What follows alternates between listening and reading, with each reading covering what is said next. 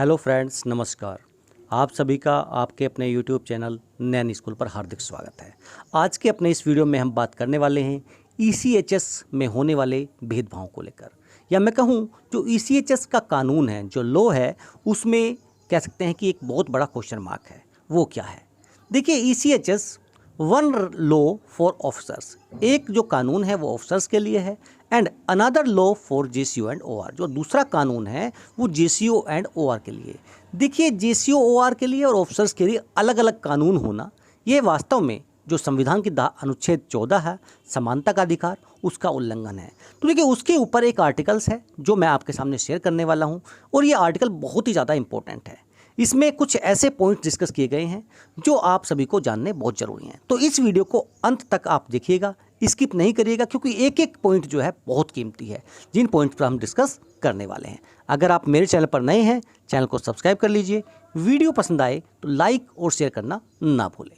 The ECHS authorities seems to have ignored the fact that the government treats retired officers and retired JCOR equally like it does other citizens। देखिए, यहाँ पर क्या बोला जा रहा है कि ऑफिसर्स और JCOR को इक्वली ट्रीट किया जाना चाहिए, लेकिन हो क्या रहा है, इग्नोर कर दिया है ईसीएचएस ऑथोरिटीज़ ने। To quote an example, both get the same white ration card and same house tax exemptions, no preferential treatment is given to retired officers. यानी अगर हम बात करें हाउस टैक्स एग्जम्पशन की तो दोनों के लिए सेम है, वाइट राशन कार्ड की तो दोनों के लिए सेम है, no preferential treatment is given, तो कोई भी प्रेफरेंशियल जो ट्रीटमेंट है वो नहीं दिया जाना चाहिए रिटायर्ड ऑफिसर्स को। This is government's policy, but the policy is hijacked by the officers controlling ECHS and CSTs. तो देखिए, सेकंड पॉइंट यहाँ पर है, आप सभी को पता है कि जो वन टाइम कॉन्ट्रीब्यूशन होता है वो 1,20,000 रुपये ऑफिसर्स से, 67,000 जेसीओ से एंड 30,000 जो है हवलदार एंड बिलो से जो है आपको लिया जाता है जब आप रिटायरमेंट होते हैं ईसीएचएस कार्ड बनाने के लिए। To create a false impressions that officers pay more and जेसीओज and OR and other equivalents in the air force navy pay less. तो ये बताया गया है कि भाई ऑफिसर देखो ज़्यादा पैसा ड्रॉ कर रहा है, इसीलिए जो उनको जो प्रेफरेंस है, या कह सकते हैं कि एक्स्ट्रा वेटेज दिया जा रहा है। तो यहाँ पर देखिए, उन्होंने कुछ कैलकुलेशन बताई है और ये कैलकुलेशन बहुत ही अच्छी है। Tens of thousand of military personnel retired after 15 year of service, the AF and navy also around 34 to 35 years. यानी अगर हम देखें तो 34 से 35 साल में नॉर्मली जो जवान है वो रिटायर हो जाते हैं 15-17 साल की सर्विस करने के बाद में। All of them don't need medical treatment till the age of 60। यानी नॉर्मली जो मेडिकल ट्रीटमेंट की ज़्यादातर रिक्वायरमेंट होती है तो 60 साल तक माना गया है यहाँ पर कि नहीं पड़ती है। आप इसको थोड़ा प्लस माइनस कर सकते हैं। Many retirees live in villages, और जो बहुत से रिटायर होते हैं वो गाँव में रहते हैं, और जो पॉली क्लिनिक्स हैं उनसे काफ़ी दूरी पर हैं। They won't go to distant polyclinics for treatment, और अगर ट्रीटमेंट की रिक्वायरमेंट भी होती है तो वो दूरी के कारण से जो है अपनी कठिनाइयों की वजह से उन पॉलीक्लिनिक्स पर विजिट नहीं कर पाते हैं, और वो अपने आसपास में ही उसका इलाज करा लेते हैं। Besides many go to Gulf और अदर कंट्रीज और other state of work. They also don't depend on ECHS, thus ECHS saves a large amount from these personal. तो ईसीएचएस जो है इन लोगों से जो पैसा इकट्ठा होता है वो कह सकते हैं कि पूरी तरह से अपने पास जमा रह जाता है उनके पास में। देखिए, इस पॉइंट में यहाँ पर कुछ कैलकुलेशंस दिखाई गई हैं, क्योंकि जब मैक्सिमम सोल्जर्स रिटायर होते हैं, जो ओआर रिटायर होते हैं, ठीक, उनकी एज जो है 35 से 36 साल होती है, और उनके 24 साल बचे हुए होते हैं, यानी लगभग उनको 60 साल की उम्र कंप्लीट करने के लिए। तो आप यहाँ पर देख सकते हैं कि अगर 60 साल पहुँचने में उनके 24 साल बचे हैं, तो अगर वो पैसा 24 साल के लिए ईसीएचएस फंड में ऐसे ही पड़ा है, अनयूज्ड पड़ा है उनके हिसाब से, क्योंकि 60 साल तक नॉर्मली माना जाता है कि बीमारी की रिक्वायरमेंट कम से कम होती है। तो देखिए, यहाँ पर जो बताया गया कि अगर आप इन 30,000 रुपये को एफडी फिक्स डिपॉजिट में डाल दोगे तो 8 साल बाद ये जो है 60,000 रुपये हो जाएंगे, 16 साल बाद 1,20,000 रुपये, और 24 साल बाद 2,40,000 रुपये हो जाएंगे। एक कंडीशन तो ये है। दूसरी कंडीशन आप देखेंगे, अगर वो पूरा पैसा एक साथ ना डाल के हर महीने 1,000 रुपये 24 साल तक डालते हैं तो देखिए ये बन जाता है 2,88,000 रुपये। लेकिन हर महीने अगर वो आरडी में डालते हैं 24 साल के लिए 1,000 रुपये तो ये बन जाता है 50,000 रुपये 24 साल बाद में। तो ये जो देखिए अगर किसी भी कंडीशंस को हम ले लें तो 10 a grand total goes into ECHS fund, चाहे 2,40,000 ले लें, 2,88,000 ले लें, 3,50,000 ले लें, क्योंकि देखिए आप देखेंगे यहाँ पर कि अगर मैं मिनिमम भी लूँ इसमें से 2,40,000 रुपये है, जो ऑफिसर्स देते हैं वो देते हैं 1,20,000 रुपये, और वो लगभग 57-58 साल सर्विस करने के बाद आते हैं मोस्टली जो हैं।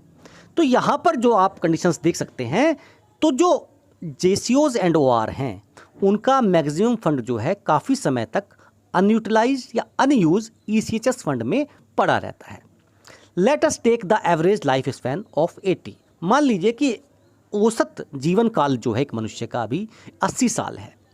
एक जवान 35 साल में रिटायर होता है and 35 pays ₹1,000 as monthly contribution for 45 years, और 45 साल तक वो यहाँ पर 1,000 रुपये मंथली कॉन्ट्रीब्यूशन में देता है। An officers retiring age 56 pays only for 24 years. तो देखिए यहाँ पर आप देख सकते हैं एक ऑफिसर्स जो है 24 साल तक केवल वो पैसा जमा कर रहा है, वहीं एक जवान जो है 45 साल तक वो पैसा जमा कर रहा है। Hair also a jawan pays more than a officer does, yet he gets the short end of the stick. अब रिटायर्ड ऑफिसर पेइंग 1,20,000 और उनको एम्पैनल्ड हॉस्पिटल्स में प्राइवेट रूम दिए जाते हैं। वहीं अगर रिटायर्ड अदर रैंकर्स की बात करें तो देखिए उनको जनरल वार्ड या सेमी जनरल वार्ड जो है दिया जाता है, semi private ward. Double payment करते हैं वो, जैसे मैंने आपको बताया कि भाई 2,40,000 भी ले लें तो देखिए वो डबल पैसा हो गया उनका। This is against natural justice and a classic example of him being treated as a second class Indian. If the contribution of Nayaks, Havaldars and JCOs who retire after completing their tenure of service are calculated as stated and the above para 4, it is also higher than the officers। अगर हम देखिए उनकी भी service निकालें जो 24 साल 26 साल करके आ रहे हैं, तो देखिए उनके पास 26 साल करने के बाद भी देखिए काफ़ी समय बच जाता है 60 ईयर्स के होने के बाद में। तो देखिए उनकी जो भी कैलकुलेशन करोगे आप तो भी वो ऑफिसर्स से ज़्यादा बैठेगी। द स्ट्रेंथ ऑफ ऑफिसर्स, आप सभी को पता है कि स्ट्रेंथ जो ऑफिसर्स की है वो 3% के आसपास है, और जितने भी JCO एंड जवान हैं उनकी जो है 97% के आसपास है। तो with 3% of officers contribution alone ECHS can not run and they won't get the facilities they are enjoying now. To provide this to officers and to provide salaries to OIC polyclinics, तो अगर हम बात करें तो contribution from 97% of JCOR is used. The JCOR who pays more get less, the officers who pay less gets more comforts, facilities, re-employments as OIC polyclinics on ₹75,000 salary. This is mockery of justice. 9th point में बताया गया है, in order to get equal justice to JCO and OR, the NEXCC National Ex-Serviceman Coordination Committee should take up the following points directly with the MD ECHS. A point, the JCO OR should be given private rooms in empaneled hospitals. JCO ORs को भी जो empaneled hospitals में private room दिए जाने चाहिए. Patients referred to empaneled hospitals as outpatients should get their medicines free from there. अगर देखिए empanelled hospital में रेफ़र किया जाता है आउट पेशेंट को, तो कि वहीं पर उनको फ्री मेडिसिन मिलनी चाहिए। ऐसा नहीं है कि भैया मेडिसिन आप पॉलीक्लिनिक पे जाकर लो, उसकी वजह से काफ़ी हरासमेंट और काफ़ी परेशानी को सामना करना पड़ता है।